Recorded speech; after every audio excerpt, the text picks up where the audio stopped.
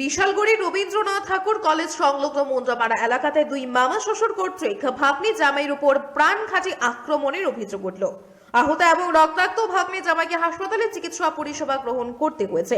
ঘটনার বিবরণ দিতে গিয়ে ভাগ্নি জামাই রাজা দেবনাথ দাবি করেছেন তার উপরে তার দুই মামা শ্বশুর সুশান্ত উড়িয়া এবং রাজান্ত উড়িয়া লোহার পাইপ জাতীয় কিছু দিয়ে আক্রমণ করলে তার মাথা ফেটে যায়। তারপর সে বিশালগড় হাসপাতালে চিকিৎসা পরিষেবা গ্রহণ করার পর বিশালগড় থানায় মামা শ্বশুরদের বিরুদ্ধে মামলা দায়ের করে বলে জানা গেছে।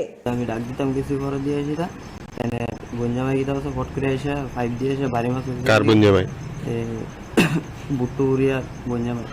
কার? সুশান্ত উড়িয়া। বুট্টু উড়িয়ার বঞ্জামাই সুশান্ত উড়িয়া। হ্যাঁ, রড দিয়ে এসে পিছন দিকে বাড়ি মারছে। তারপর লগে সুশান্ত উড়িয়ার ভাই আছিল রাজবন্ত উড়িয়া, তাই না তারা দুজন মিলে ধরছে, গলার ভিতর ধরে রেখেছে, আমি লড়তে উঠতে পারি না।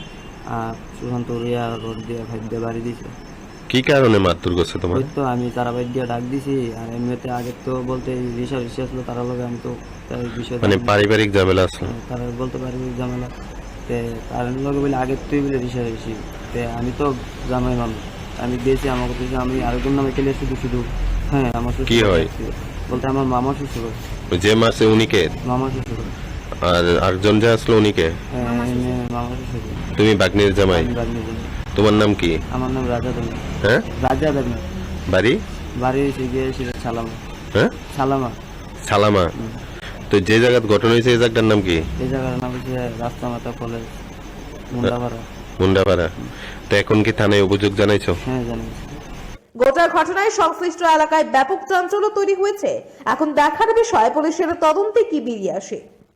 Bureau report, Tripura news 8।